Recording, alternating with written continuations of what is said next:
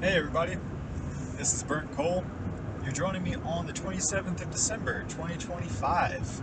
It is 5:40 in the morning and we just turned on to Interstate 81 from, I forgot where we are in Virginia, but we're going into Roanoke. We're going into Roanoke this morning. We'll be there in about 80 miles or so.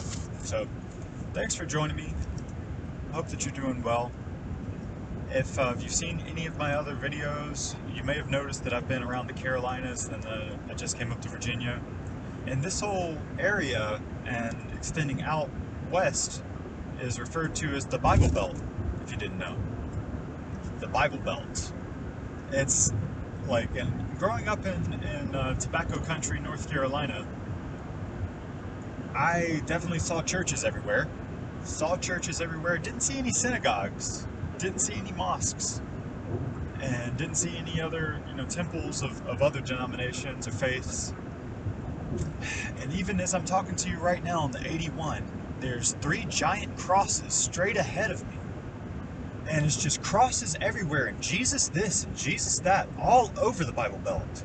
And as a poor single parent kid looking around like, why does my life suck? Well, I kind of thought that Jesus just hated me. Kind of thought that God hated me.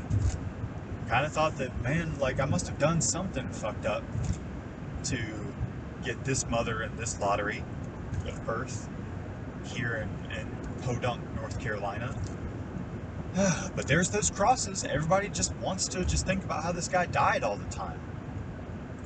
And so if you're wondering what this video is about, I'm not just going to angrily rant about Christianity, but I do want to point out the Bible Belt and how I just want you to think about if you really like that it's called that and if you really like that it's there, because I don't.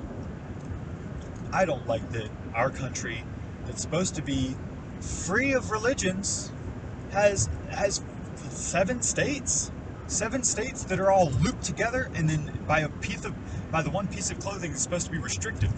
Belts keep your pants up. They restrict. They pull it tight. Control. And then we're going to control everything with the Bible. We're going to control you with the Bible. Oh, I know I look like this, and I will tell you I don't have a history of my family. And there are probably some messed up people with my ancestors. I know there are messed up people, right? But I don't know of any slave owners. If there are, screw those guys. Because slavery in the South was a big reason for having churches everywhere. It's easy to control people whenever you tell them, hey, your life sucks because you pissed off God. Your life sucks because you pissed off God. If you want to make this big giant guy in the sky happy, go into this, sit down in this room, you sit down, you be quiet, you listen to a guy shout at you from the front, and you say that you're a bad person, you say that you're a sinner. It's just an easy way to control. It makes total sense that, I wasn't there back in the 1800s, but yeah, I can totally see how the legacy of that still comes today. The churches in the South, I don't have anything against, the message of love and faith. It's whatever the message is, but the practice and how the South is, and I'm not saying the South because it's not a geographical thing that I'm talking about. You can travel south on the 95 and hit Florida, and you are not in the Bible Belt anymore. You could, I don't even know if New Orleans, yeah, they're like staunch. I mean, I know they're staunch Catholic. Yeah, it's Bible Belt. Well, it's, and that, there again, right? Christians, Protestants, Methodists, Pentecostals. It's a business. It really is a business of control. There's money that flows. There was money that flowed whenever it was slaves being told that they need to act right, or they're there because of that, and if they do right by their master, they're going to go to heaven. To now, where it's, oh yeah, hey, show up to this place and give them 10% of your income. 10% of your income every month. You got to do that. You got to tithe. You got to give Jesus your money because he needs money. I digress, right? Because it's not just Christianity, there's other forms of control, but to me, how do we live in a country that says there's supposed to be plenty of different religions and freedom, and yet we say, okay, we're going to take our fattest part of the country, yeah, the obesity rate in the South is the highest too, so we're going to take our fattest part of the country, put a belt around them, and then say that we need the Bible to control it. It doesn't sit right with me, and I have my own gripes against Christianity and religion in general.